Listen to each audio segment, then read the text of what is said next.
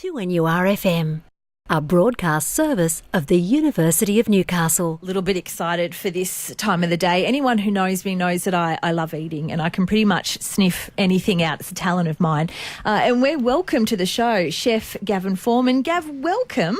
I've never actually had the opportunity to interview you before. We've crossed paths in the hallway. That's about it. That's about it. So, yeah, I don't torturing you as much as I torture Mark because it's fun to torture Mark. Well, he's such a straighty 180 with his food, isn't he? He is a bit bizarre. Pretty much how he approaches life, quite bland. Well, apple sandwiches. I still can't get past that one. I know, God love him. I feel mean. No, we love Mark, obviously. But look, today you've brought something in for me. I'm super excited. I can smell it. It looks a beautiful yellow colour. It's got to be some sort of laksa. Yes, correct. Very correct. So what I've done is we've made a fresh paste and rice noodles, vegetables, coconut milk, so it's all vegetarian.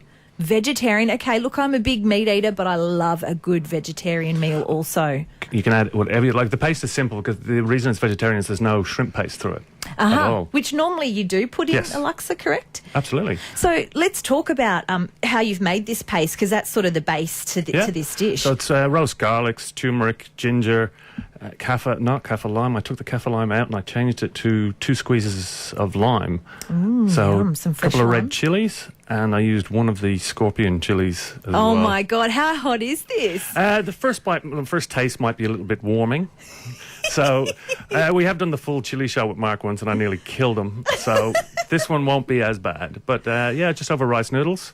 We've got some bok choy, beans, wombok, different Asian vegetables.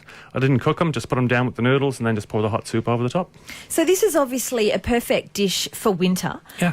It's quite hearty, but I'm guessing it's great for your immune system as well with the garlic and the chili and the fresh ginger. veggie. It's really good. The thing is, you can make the paste and sit it in the fridge. You can make a big batch of the paste, sit it in the fridge, and then whenever you want to make the soup, if you want to add chicken or prawns, which is the traditional ones, fry it off till it's aromatic, add your protein, put the coconut milk in, and you're done. So very versatile and quite easy to make.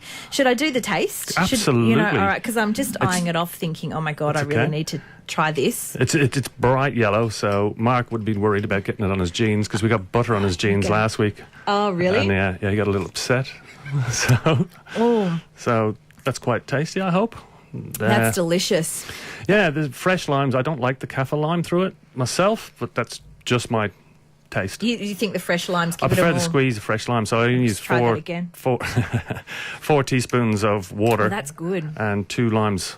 Juice of 2 limes. It makes quite a bit of paste, so you can make quite a bit of soup, up to 4 tins of coconut milk.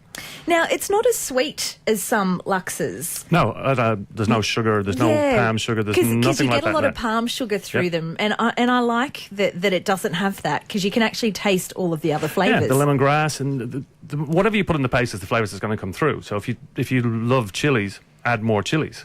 If you love ginger, add more ginger. Even at the end, you can use the fried shallots on the top. It gives that bit of crunch. A bit of a pop. Yeah, that's a great addition. Oh, yum. Well, look, this is just a fantastic dish. We're going to put it up on our website, as we always do on the morning show, 2NURFM.com. What could you accompany with it? If you're having a dinner party, this could even be a good entree. It'd be a great entree. I'd go with some bread, like a nice crisp bread. Some sourdough. Something like that. Freshly baked sourdough. Lathered in butter. Oh.